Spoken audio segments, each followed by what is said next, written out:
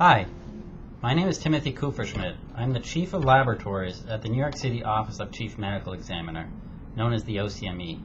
I nominated Ms. Jamilia Dick for the Frederick O'Reilly Hayes Coronavirus Crisis Response Award.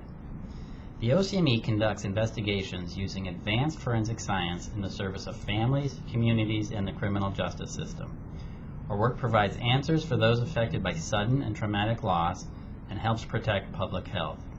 Jamilia serves as the Director of the Health and Safety Department at OCME. As Director, her responsibilities are to develop, communicate, and promote policies, procedures, and programs necessary to maintain a safe and healthy environment for staff and visitors within our facilities. To accomplish this mission, the Health and Safety Department must ensure its operations are performing efficiently with minimal disruption, and especially during an emergency. An emergency, indeed, is what the city faced in March 2020. The first COVID case in New York State was confirmed on March 1st. Between March 11th and July 31st last year, the city experienced 23,536 confirmed and probable COVID-19 deaths. During that same period, there were an additional 22,561 non-COVID-19 related deaths. Jamilia was responsible for the health and safety of everyone in the agency, including staff, auxiliary staff, and members of the public who had some part in the care and processing of all 46,097 decedents. Working in the medical examiner's office has extreme challenges, including long hours, exposure to decedents, some of which may be badly decomposed, interactions with distraught families, and of course the possibility of catching the novel coronavirus from these sources or through community transmission. Yet during this time, Jamilia remained calm, focused, and determined. She maintained a positive attitude about her necessary work. Jamilia, a new mother with a toddler at home, came into the morgues every day, including evenings and weekends during the height of the pandemic. She was there for her fellow 700 employees of the OCME, as well as the approximately 500 support staff from the FDNY, OEM, the New York National Guard, the U.S. Department of Health and Human Services, and the Department of Defense. She kept us up to date on the latest health and safety standards, transmission rates, and most likely transmission routes. I nominated Jamilia for these reasons. She inspires me. Her commitment to the agency, the community, and the city is the essence of a dedicated public servant. Thank you, Jamilia. I welcome to our next interview of one of the recipients of the COVID-19 Response Prize from the Hayes Foundation, Ms. Jamilia Dick. And from my preliminary explorations, this promises to be a particularly interesting interview in that Ms. Dick works in a kind of a dramatic place, which is the office of the city's chief medical examiner, which if you watch any crime shows, I'm sure you're familiar with. Welcome. And if we could, maybe you could just start us out by, before we get to the specific work that you did in the responding to the COVID-19 crisis, if you could just give us a little bit about your background and your usual role in the office. Thank you. I'm Jamilia Dick. So I am the Director of Health and Safety here at the Medical Examiner's Office. So basically I am responsible for the health and safety of everyone working in the agency or working alongside the agency. I'm also the co-chair of the agency's wellness committee. So that's responsible for wellness and resiliency program here. And we just try to ensure people's safety, physical safety, and mental health and well-being are all at the optimal level. Well, before the COVID crisis, what did that mean? I mean, what kinds of things did you do in that role prior to the crisis? So I work with organizations and units within the agency to prevent environmental issues from occurring. So this could include waste management issues, injury and illnesses. I write contracts to ensure that we are promulgating everything safe for the employees here. Well, for example, what kind of environmental threat would you have to deal with? Our main environmental threat is bloodborne pathogen exposure. So we have bloodborne pathogen exposures because, of course, we're dealing with decedents. We call the dead decedents. So we may have exposure to their blood, body fluids. We also handle chemicals doing that. So we have exposure to the chemicals as well. We have people going out into the field lifting decedents. So they have lifting issues there. We work with in the autopsy suite. So there's potential for aerosolization of TB, slips and falls. So we have our environment is very wide-ranging environment because it's the autopsy suite, so mortuary, field environments. So we have scene investigations going on. We also do fatality management, so all the issues that come along with that as well. And again, routine injury and illnesses that occur.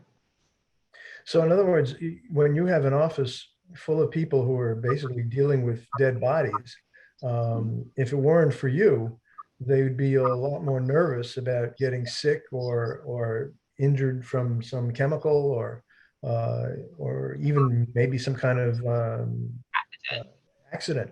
Yeah. So you're there to protect them and reassure them in that regard. Yes. Okay. All right. Well, that sounds a little scary, but certainly interesting. And what background did you bring to this? Your personal background? My undergraduate degree was in environmental science, and my master's was in marine and atmospheric science. So it was a strong environmental science, industrial hygiene, and scientific research. I also did a lot of internships and fellowships, and I think my family background in Caribbean as well, those enhanced my ability to be able to work in this type of environment. I think I'm a little bit comfortable dealing with a lot of the issues that we run into, and just try to ensure, I think also the way I work is able to be complemented by other people who work with me. So. What was it about your Caribbean background that you felt helped prepare you for this? Well, when you come here as an immigrant, you're definitely driven a little bit more. I shouldn't say driven a little bit more. You're focused on succeeding because you left your home country. My father was also an agriculturist, so my mom she's a teacher, so she had a strong scientific background as well. She was interested in that, so I think that helped prepare me for this type of environment. What did you do in response? First of all, what was the challenge you faced, and then what was the solution you devised in dealing with COVID-19?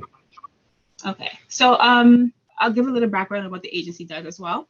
So the Office of Chief Medical Examiner, we're the largest medical examiner office in the country. We serve public health and criminal justice through forensic science. So this is achieved by conducting independent investigations of death, analysis of evidence that may lead to cause of death. We have facilities across the 5 boroughs as well. And like I said, the different environments. So we have our forensic pathology centers where they do autopsies. We have family service centers where the public can come to visit. They're closed right now. But we also have laboratory environments. And then during the pandemic, we also stood up disaster portable morgue units. So it's a variety, a large variety of the environment. So many things you could be exposed to. So the problem that I had was basically maintaining the health and safety of the employees and those who were working with us during the pandemic. So this was complicated again by the different environments that we had. So each had their own specific concerns. We were concerned about exposure to SARS-CoV-2, the virus that caused COVID-19. We also had to ensure there was protective and preventative measures in place for like respiratory hazards like tuberculosis. Also, again, the bloodborne pathogen exposure that we had. We also had cuts, slips and falls, and driver safety issues, lifting issues, and then of course emotional stress because of what we were dealing with. We had over 30-something thousand people die during the height of the pandemic. So it was a lot on our employees ourselves. We also had to consider the fact that supply chains were complicated or they were interrupted during the pandemic. So we had a shortage of PPE, personal protective equipment. We had to ensure the protection of other assets that work with us, in addition to our direct employees. So we had the New York State National Guard here. We also had Department of Defense military personnel. We also had just disaster mortuary operations response team, so that's DMORT, and they work as part of the Health and Human Services. And of course, in order to provide safety, we had to develop a health and safety plan to basically address and document these preventative measures and protective measures that we had in place. I'm sure our audience remembers at the height of the crisis when those bodies were piling up so fast that, you know, we had no place for them. That must have been a fright. I mean, certainly just looking at it, it looked pretty frightening. You know, you were, I guess, right in the middle of that and had to deal with it yourself. So, well, our people, yes, yeah. for sure. Well, but you were the one who had to figure out how to keep everybody safe in this context. Yes, it could have been overwhelming, but it was just really focusing on the guidelines that we had, the regulatory guidelines that we had, and just working with others to ensure that we were learning and understanding what the disease was, because it was really evolving and we were just adjusting over time. So, wow, you know, you seem like a kind of a modest person. Actually, you can be regarded as pretty heroic in this context. In having really protected so many people against some very frightening dangers. And so I think our audience would appreciate that you have done a quite wonderful service under some pretty trying circumstances. thank you. So with that, I think we've covered the ground, and I thank you very, very much, not only for of course, appearing on this interview. By the way, we have students at John Jay who may very well want to follow up with you and maybe learn a little bit about what it's like to work in the Chief Medical Examiner's office. You know, our MPA program in particular, Master Public Administration program, prepares students to work in government, perhaps in an office like yours, perhaps as an intern for you or something. I don't know.